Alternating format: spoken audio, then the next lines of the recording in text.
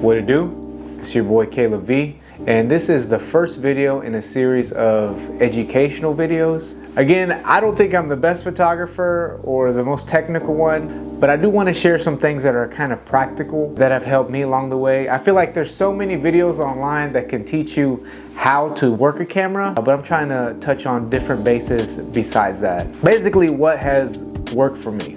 And today I wanted to talk about gear. And don't get me wrong, I love gear, but it's not the most important thing. And I know for myself, I definitely get into the trap where you start thinking, well, maybe I'm one camera away, I'm one lens away from being that photographer or having everything I need, so to speak. But at the end of the day, it's not really that important. What's important is getting the job done and getting the job done with the right tools. So a camera can be kind of likened to a tool, because that's what it is. We have to think of it as a tool.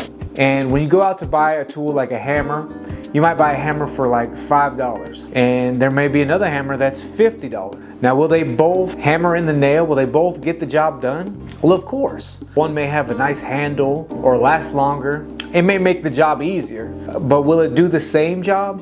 Will it get it done? And that's what's really important. Because with photography, there's so many other things to worry about. Not only about your camera, but composition and lighting and editing and consistency. These are all things that are important. They all contribute. It's very common that I see someone who starts photography and they're not getting the results that they want. And they may say, well, I just need another camera. I need this camera. But a lot of times, a lot of those smaller, lower end bodies are pretty good. You just have to know how to use them.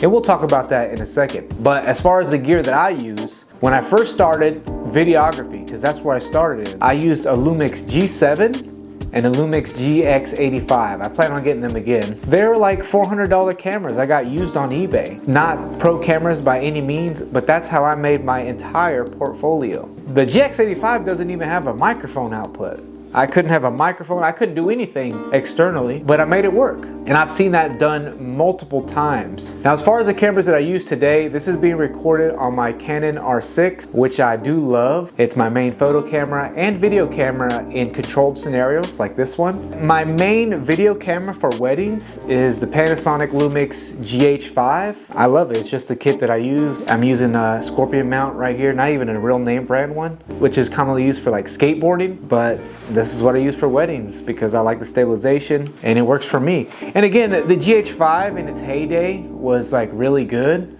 and the film camera, but it's kind of dated now, but I still like it. And I have no need to upgrade anytime soon, well, in my eyes. Now, those are the two main cameras that I use for the most part. However, if I was to start all over again, and the camera that I recommend the most for beginner photographers, if you have the budget, is the EOS RP. I had two of these. Here it is with my 35, actually probably my most commonly used lens.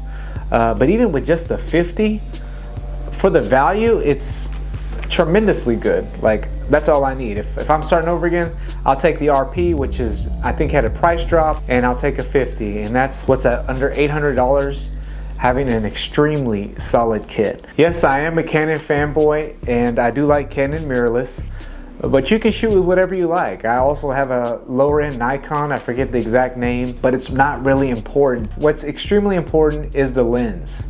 And as far as my setup, it's usually always been a prime lens and a zoom lens. That's just what I prefer. I have my Tamron 24-70. I had a 35. I have a few other cheaper lower end RF lenses like the 16 and the 85, but for the most part, even with video, I use a prime lens and a zoom lens. Now, the most common camera that I do see usually when people start out is something along the lines of the Canon Rebel series. T2i, T5i, T5, T7, T100. All those are introductory Canon cameras that are in that Rebel line that might come with like a starter kit or something. And though those are lower end, they can produce quality images. But again, it goes back to the glass. So if you have that and you just have the kit lens, I strongly suggest you get a nifty 50. Again, they're only about $100 and they're really going to take your camera to the next level, and you'll start to see that you can produce some nice sharp images, especially for portraits. So if you have a lower end camera, go ahead and get you a prime immediately and see if you still like the camera or not. I definitely think it's usable. And not just with Canon, but other camera companies as well usually offer a lower end prime lens, and I would suggest getting that immediately, and you will see different results. And again, I've seen others who have built their whole career off of a low end camera, but maybe they have a decent lens, or maybe they just have a nifty 50. So yes, I do love gear, but it's not really that important. What's important is learning your camera, learn how to use it to the best of its ability, knowing its limits, and the only way to do that is to go shoot. So get out there and take some pics. All right, that's all I got today. It's Caleb V. I'm out.